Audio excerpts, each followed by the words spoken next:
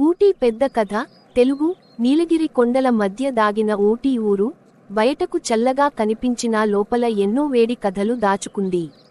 ఆ కొండల మధ్య చిన్న ఊరు మబ్బులతో ముసుగేసుకుని ఉదయం పక్షుల పాటలతో మేలుకునేది. ఆ ఊరికి రాఘవ అనే యువకుడు వచ్చాడు. పట్టణంలో జీవితం అతన్ని నలిపేసింది. ఉద్యోగం ఉంది, జీతం ఉంది, కానీ మనసుకి శాంతి లేదు. కొంచెం ఊపిరి పీల్చుకోవాలి అనుకుని ఊటీకి వచ్చాడు. నిజానికి అతనికి తెలియదు ఈ ప్రయాణం అతన్ని మార్చేస్తుందని. ఊటీకి వచ్చిన మొదటి రోజు రాఘవ బొటానికల్ గార్డెన్కి వెళ్ళాడు. అక్కడ వందల ఏళ్ల పాత చెట్లు. అవి ఏమీ మాట్లాడవు, కానీ నిలబడి ఉన్న విధానం ఒక పాఠం చెప్తుంది. కాలం మారినా మూలాలు బలంగా ఉంటే ఎవ్వరూ కూల్చలేరు. రెండో రోజు డోడాబెట్టా పీక్. పైకి వెళ్లే దారి కష్టం, శ్వాస ఆగినంత పని. మధ్యలో వెనక్కి తిరిగేద్దామనుకున్నాడు. కాని అక్కడే ఒక వృద్ధుడు కనిపించాడు. కర్ర పట్టుకుని నెమ్మదిగా పైకి వెళ్తున్నాడు. రాఘవ అడిగాడు, ఇంత వయసులో కూడా ఎందుకు ఈ కష్టం? వృద్ధుడు నవ్వి చెప్పాడు, పైకి చేరాలనే కాదు నాయనా, వెనక్కి తగ్గకుండా ఉండటం అలవాటు చేసుకోవడానికి. ఆ మాట రాఘవ మనసులో బలంగా పడింది. మూడో రోజు టాయ్ ట్రైన్ ప్రయాణం. నెమ్మదిగా వెళ్లే ఆ రైలు వేగం లేని జీవితం కూడా అందంగా ఉండొచ్చని చూపించింది. పట్టణంలో ఎప్పుడూ పరుగే, ఇక్కడ మాత్రం ప్రతి మలుపు చూసే అవకాశం. ఊటీ సరస్సు దగ్గర కూర్చుని రాఘవ ఆలోచించాడు. తన జీవితంలో సమస్యలు పోయాయా? కాదు, కానీ వాటిని ఎదుర్కొనే దృష్టికోణం మారింది. చివరి రోజు అతను ఒక టీ తోటలో పనిచేసే అమ్మాయిని కలిశాడు, మేఘన. ఆమె అడిగింది, మీరు ఊటీకి ఎందుకు వచ్చారు?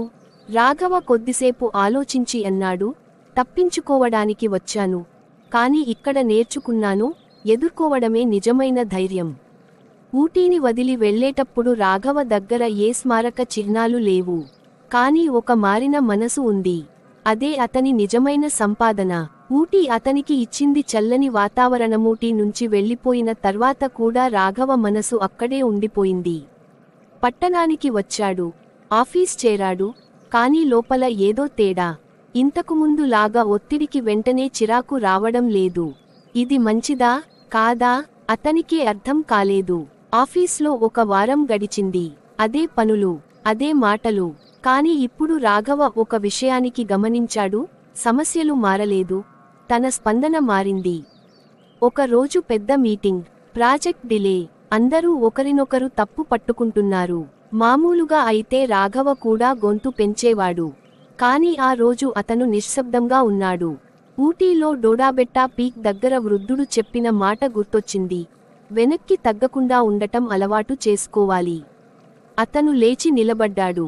సమస్య ఎవరిది అని కాదు, పరిష్కారం ఏంటి అనేదానిపై మాట్లాడుదాం. గది మొత్తం నిశ్శబ్దం. అది పెద్ద మాట కాదు, కాని అది బాధ్యత తీసుకున్న మాట. అక్కడే రాఘవకు ఒక విషయానికి అర్థమైంది. తాను తప్పించుకోవడానికి ఊటీకి వెళ్లాడు, కాని తిరిగి వచ్చి ఎదుర్కోవడం నేర్చుకున్నాడు. అయితే జీవితం ఇంత ఈజీ కాదు. కొన్ని రోజులకు రాఘవకి మరో షాక్. ఆఫీస్లో రీస్ట్రక్చరింగ్. ఉద్యోగాలు పోయే అవకాశం. భయం మళ్లీ మొదలైంది. ఊటీకి వెళ్లినంత మాత్రాన జీవితం మారిపోతుందా అని తన మీదే కోపం వచ్చింది. ఆ రాత్రి నిద్ర రాలేదు. అప్పుడే అతను ఒక నిర్ణయం తీసుకున్నాడు, మళ్లీ ఊటీకి వెళ్ళాలి. పారిపోవడానికి కాదు, క్లారిటీ కోసం. ఊటీ చేరగానే వాతావరణం అదే. మబ్బులు, చలి, నిశ్శబ్దం. కాని రాఘవ మాత్రం పాతవాడు కాదు. టీ తోటల్లో తిరుగుతూ అతను మేఘనని మళ్లీ కలిశాడు. ఆమె అడిగింది, ఈసారి ఎందుకు వచ్చారు? రాఘవ నేరుగా చెప్పాడు, భయం వచ్చింది. దాన్ని అర్థం చేసుకోవడానికి వచ్చాను. మేఘన నవ్వింది. భయం రావడం తప్పు కాదు, భయాన్ని పట్టించుకోకుండా జీవించడం తప్పు. ఆ మాట రాఘవకి గట్టిగా తగిలింది. అతనికి ఒక్కసారిగా అర్థమైంది, తనకు భయం ఉద్యోగం పోతుందనే కాదు, తనపై తనకే నమ్మకం పోతుందనే భయం. ఊటీ సరస్సు దగ్గర కూర్చుని రాఘవ ఒక ప్లాన్ రాసుకున్నాడు. జాబ్ ఉంటే బాగుంది, లేకపోతే తన స్కిల్ ఏంటి, తాను నిజంగా ఏం చేయగలడు? ఇది ట్రిప్ కాదు, ఇది రిసెట్. ఈసారి ఊటీ అతనికి ప్రశాంతత ఇవ్వలేదు.